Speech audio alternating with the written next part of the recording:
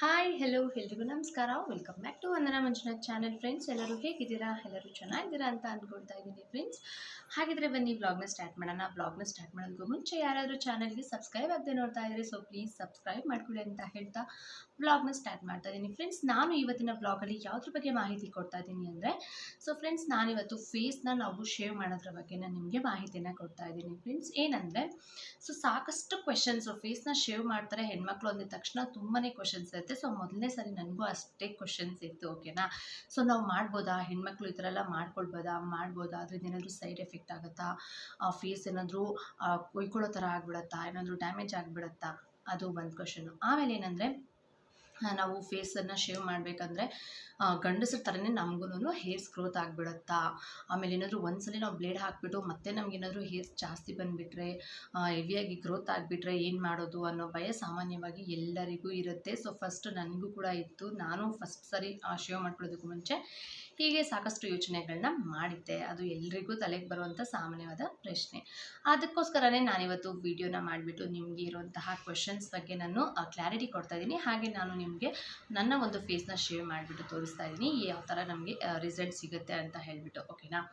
So ಏನಂದರೆ, first ನಾವು ಫೇಸ್ನ shave ಮಾಡೋದ್ರಿಂದ ನಮಗೆ ಗೊತ್ತಿಲ್ಲದ್ರೆ ಈಗ ನನ್ನ ಮುಖದಲ್ಲೇನು ಕಾಣಿಸ್ತಾ ಇಲ್ಲ. ಓಕೆನಾ? ಫೇಸಲ್ಲಿ ಹೇರ್ಸ್ ಏನು ಕಾಣಿಸ್ತಾ ಇಲ್ಲ, ಆದರೆ ಸ್ಮಾಲ್ ಹೇರ್ಸ್ ಅಂತೂ ನಮ್ಮ ಫೇಸ್ನಲ್ಲಿ ಇದ್ದೇ ಇರುತ್ತೆ. ಬಟ್ ಅದು ನಮಗೆ ಹೆವಿಯಾಗಿ ಎದ್ದು ಕಾಣಿಸೋದಿಲ್ಲ. ಓಕೆನಾ? ಒನ್ಸ್ ನಾವು ಶೇವ್ ಮಾಡಿ ನೋಡಿದಾಗ ನಮ್ಗೆ ಇಷ್ಟೊಂದು ಹೇರ್ಸ್ ಇದೆಯಾ ನಮ್ಮ ಫೇಸಲ್ಲಿ ಅಂತ ಅನಿಸ್ಬಿಡುತ್ತೆ. ಓಕೆ, ಹಾಗಾಗಿ ನಾವು ಫೇಸ್ನ ಶೇವ್ ಮಾಡಿದಾಗ ಏನಾಗುತ್ತೆ ಅಂದರೆ, ನಾವು ಇನ್ನೂ ಫಸ್ಟು ಬ್ರೈಟಾಗಿ ಕಾಣಿಸೋದಕ್ಕೆ ಸ್ಟಾರ್ಟ್ ಆಗ್ತೀವಿ. ಏನಂದರೆ, ಅದು ಸಣ್ಣದಾಗಿ ಇರೋಂಥದ್ದು ಏನಾಗುತ್ತೆ, ನಮ್ಮ ಫೇಸ್ನ ಸ್ವಲ್ಪ ಬ್ಲ್ಯಾಕ್ ಅಂತ ಡಲ್ಲಾಗಿ ಕಾಣಿಸುತ್ತೆ.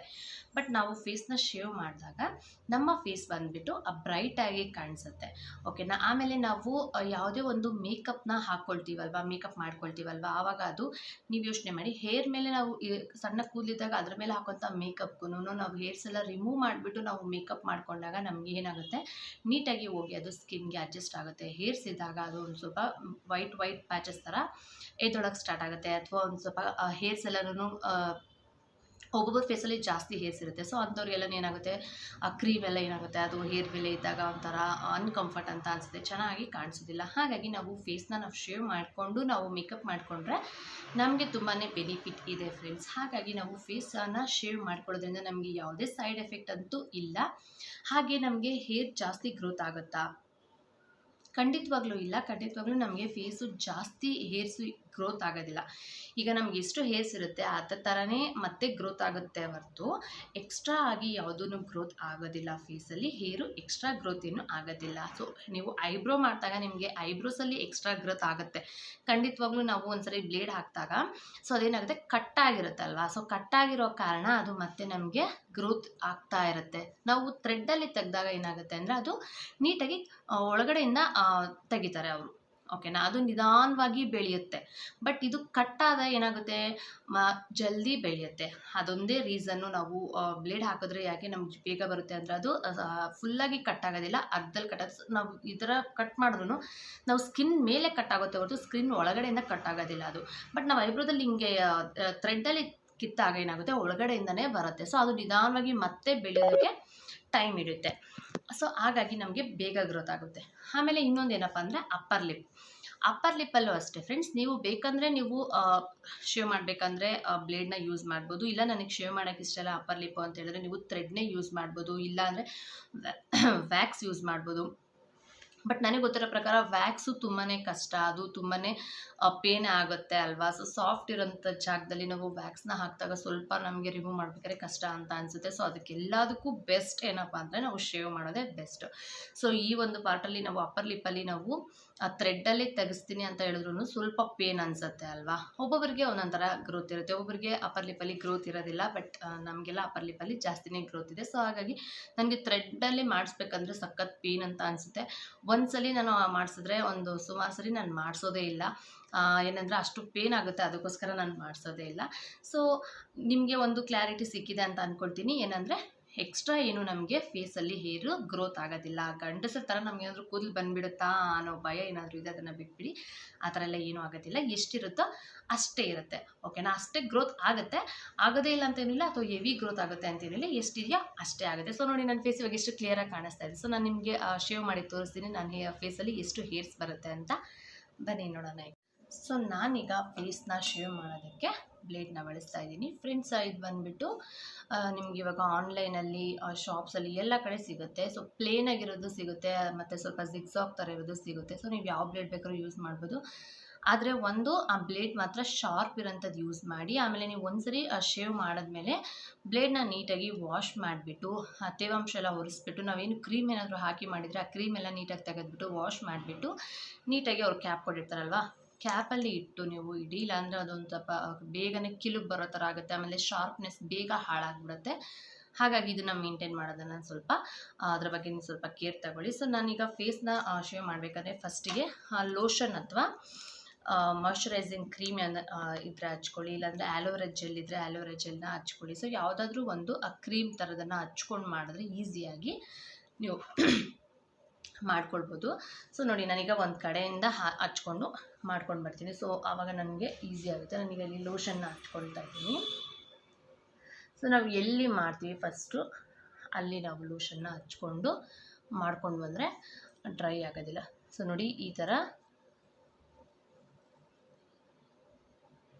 ಕೆಳಗಡೆ ನೀವು ಈ ಥರ ನೀವು ಮಾಡ್ಕೊಂಡು ಬಂದರೆ ಆರಾಮಾಗಿ ಮಾಡ್ಕೊಳ್ಬೋದು.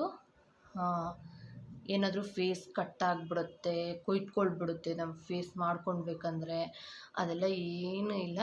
ಜಸ್ಟ್ ಈಗ ನೀವು ಸ್ಲೈಡ್ ಮಾಡಿ ಅಷ್ಟೇ, ಇದನ್ನು ಕೆಳಗಡೆ ಡೌನ್ವರ್ಡಲ್ಲಿ ಮಾಡಿ. ಈ ಥರ ಅಪ್ವರ್ಡ್ ಮಾಡೋಕೆ ಹೋಗ್ಬಿಡಿ, ಡೌನ್ವರ್ಡ್ ಮಾಡಿ.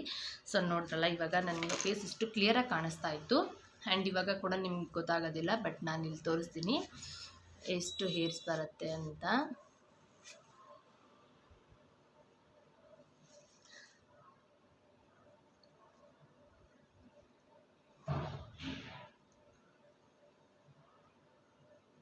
ಸಣ್ಣ ಸಣ್ಣದಾಗಿ ಇರುತ್ತೆ, ನಮಗೆ ಕಾಣಿಸೋದೇ ಇಲ್ಲ. ಆದರೆ ನಾವು ಏನಾದರೂ ಫೇಸ್ ನೀಟಾಗಿ ರೆಡಿ ಆದಾಗ, ಮೇಕಪ್ ಆದಾಗೆಲ್ಲನೂ ನಮಗೆ ಲುಕ್ ಇರಲ್ಲ. ಸೊ ಇದನ್ನು ಮಾಡ್ಕೊಂಡಾಗ ನಮಗೆ ನೀಟಾಗಿ ಲುಕ್ ಕಾಣಿಸುತ್ತೆ.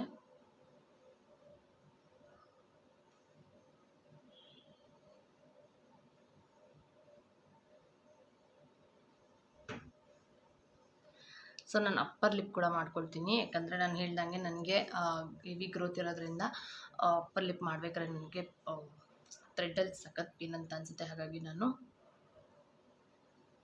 ಸ್ಮೂತಾಗಿ ಮಾಡ್ಕೊಳ್ಳಿ ಫ್ರೆಂಡ್ಸ್. ನೀವೇನು ಜಾಸ್ತಿ ಗಟ್ಟಿಯಾಗಿ ಪ್ರೆಸ್ ಮಾಡೋದು, ಶಾರ್ಪ್ ಒಂದಿದ್ರೆ ಇದು ನೀವು ಆರಾಮಾಗಿ ಮಾಡ್ಕೋಬೋದು.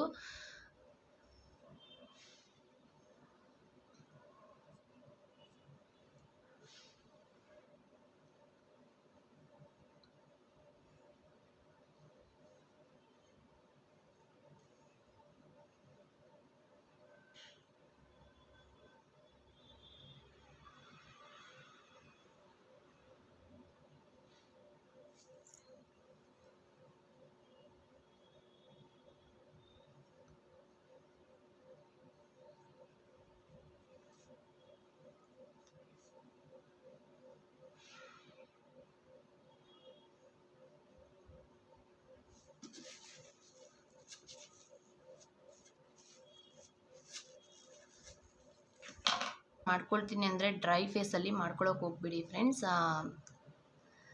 ಅದು ನಿಮಗೆ ಸ್ವಲ್ಪ ಸ್ಕಿನ್ ಡ್ಯಾಮೇಜ್ ಆಗಿಬಿಡುತ್ತೆ. ಸೊ ಹಾಗಾಗಿ ನೀವು ಲೋಷನ್ನು ಅಥವಾ ಆಲೋವೆರಾ ಜೆಲ್ಲು, ಏನಾದರೂ ಕ್ರೀಮು ಈ ಥರದನ್ನು ಯೂಸ್ ಮಾಡಿ ನೀವು ಮಾಡಿ, ಓಕೆನಾ. ಆರಾಮಾಗಿ ನೀವು ಮಾಡ್ಕೊಳ್ಬೋದು, ಏನು ನಮಗೆ ಇದು ಅನ್ಸೋದಿಲ್ಲ. ಸೊ ಇಲ್ಲೆಲ್ಲ ಮಾಡಬೇಕಾದ್ರೆ ಸ್ವಲ್ಪ ಕೇರ್ಫುಲ್ಲಾಗಿ ಮಾಡ್ಕೊಳ್ಳಿ. ಆ್ಯಂಡ್ ನೀವು ನಿಮ್ಮದೇ ಆದೊಂದು ಟೈಮ್ ಅಂತ ಇಟ್ಕೊಂಡು ಇದನ್ನೆಲ್ಲ ಮಾಡ್ಕೊಳ್ಬೇಕಾಗತ್ತೆ. ಆಮೇಲೆ ನೀವು ಅರ್ಜೆಂಟಲ್ಲಿ ಮಾಡ್ಕೊಳ್ಳೋದು, ಆಮೇಲೆ ಸಡನ್ನಾಗಿ ಯಾರಾದರೂ ಬಂದರು ಅಥವಾ ಮಕ್ಳು ಕರೆದ್ರು ಅಂತ ನೀವು ಶೇಕ್ ಆಗೋದು, ಆ ಥರ ಏನಾದರೂ ಮಾಡ್ಕೊಂಡ್ಬಿಟ್ಟು ಆಮೇಲೆ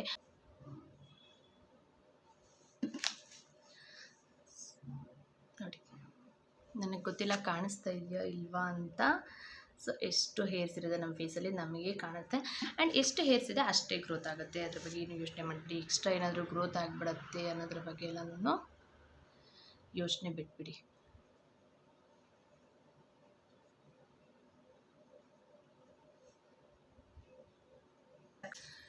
ಸೊ ನೋಡಿ ನಾನೀಗ ಟಿಶ್ಯೂನಲ್ಲಿ ನೀಟಾಗಿ ಲೋಷನ್ ಎಲ್ಲ ರಿಮೂವ್ ಮಾಡಿ ತೋರಿಸ್ತೀನಿ. ನಮ್ಮ ಫೇಸು ಎಷ್ಟು ಬ್ರೈಟಾಗಿ ಕಾಣಿಸುತ್ತೆ ಮತ್ತು ಎಷ್ಟು ಕ್ಲಿಯರ್ ಸ್ಕಿನ್ ನಮ್ಮದಾಗುತ್ತೆ. ಸೊ ಈ ಒಂದು ಕ್ಲಿಯರ್ ಸ್ಕಿನ್ನಲ್ಲಿ ನಾವು ಸ್ಕಿನ್ ಮೇಲೆ ನಾವು ಮೇಕಪ್ನ ಹಾಕಿ ಮಾಡಿಕೊಂಡ್ರೆ ನೀಟಾಗಿ ಮೇಕಪ್ ಕೂತ್ಕೊಳ್ಳುತ್ತೆ ಆ್ಯಂಡ್ ತುಂಬ ಒಳ್ಳೆ ಲುಕ್ ಕೊಡುತ್ತೆ.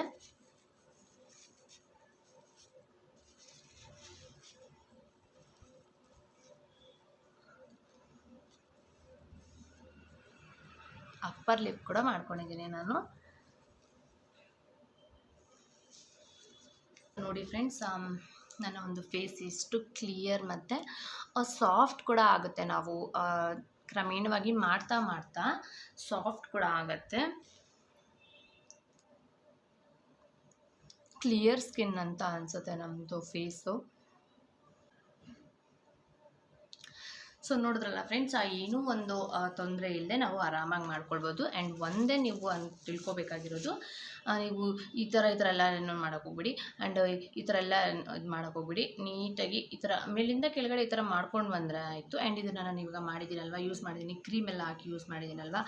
ಸೊ ನೀಟಾಗಿ ಇದನ್ನು ಒರೆಸ್ಬಿಟ್ಟು ತೊಳೆದ್ಬಿಟ್ಟು ನೀಟಾಗಿ ಇದನ್ನು ತೇವಾಂಶ ಏನಿರುತ್ತೆ ಅದನ್ನೆಲ್ಲ ಒರೆಸ್ಬಿಟ್ಟು ಕ್ಯಾಪ್ ಹಾಕಿ ಇಡಿ. ಸೊ ಅವಾಗ ಸ್ವಲ್ಪ ಜಾಸ್ತಿ ದಿವಸ ಇದು ನೀಟಾಗಿ ಬಾಳಿಕೆ ಬರುತ್ತೆ. ಇಲ್ಲ ಅಂದರೆ ಇದು ಏನಾಗುತ್ತೆ, ಒದ್ದೆ ಆದರೆ ಎಲ್ಲ ಕಿಲ್ ಬಿಡ್ದಂಗೆ ಆಗಿಬಿಟ್ಟು ಶಾರ್ಪ್ನೆಸ್ ಹಾಳಾಗಿಬಿಡುತ್ತೆ ಆ್ಯಂಡ್ ವೇಸ್ಟ್ ಆಗುತ್ತೆ, ಮತ್ತೆ ತೊಗೊಳ್ಬೇಕಾಗತ್ತೆ. ಸೊ ಇದನ್ನು ನೀಟಾಗಿ ನೀವು ಮೇಂಟೈನ್ ಮಾಡಿದ್ರೆ ತುಂಬ ದಿವಸ ಅದು ಬರುತ್ತೆ. ಸೊ ನಿಮಗೆ ರಿಸಲ್ಟ್ ಸಿಕ್ಕಿದೆ ಅಂತ ಅಂದ್ಕೊಳ್ತೀನಿ. ಆ್ಯಂಡ್ ನಿಮ್ಮ ಕಣ್ಮುಂದೆ ನಾನೀಗ ಮಾಡಿ ತೋರಿಸಿದ್ದೀನಿ. ಆ್ಯಂಡ್ ನನಗೆ ಏನು ಎಕ್ಸ್ಟ್ರಾ ಗ್ರೋತ್ ಏನು ಆಗೋದಿಲ್ಲ. ಸೊ ನಾನು ಇದಕ್ಕೆ ಮಾಡಿ ತುಂಬ ದಿನವೇ ಆಗಿತ್ತು. ನನ್ನ ಫೇಸ್ ನಾನು ಶೇವ್ ಮಾಡಿ ಇತ್ತೀಚೆಗೆ ಮಾಡಿರಲಿಲ್ಲ. ಸೊ ನೋಡಿದ್ರಲ್ಲ, ಎಷ್ಟು ಕೂದಲಿದೆ ಅಂತಲೂ ಅನ್ನಿಸ್ತಾ ಇರಲಿಲ್ಲ, ಎಕ್ಸ್ಟ್ರಾ ಗ್ರೋತ್ ಆಗಿದೆ ಅಂತಲೂ ಏನೂ ಅನ್ನಿಸ್ತಾ ಇರಲಿಲ್ಲ. ಈಸಿಯಾಗಿ ಮಾಡ್ಕೊಳ್ಬೋದು, ಏನೂ ತೊಂದರೆ ಇಲ್ಲ. ಎಕ್ಸ್ಟ್ರಾ ಹೇರ್ಸ್ ಅಂತೂ ಗ್ರೋತ್ ಆಗೋದಿಲ್ಲ, ಏನೂ ಯೋಚನೆ ಮಾಡೋಂಗಿಲ್ಲ.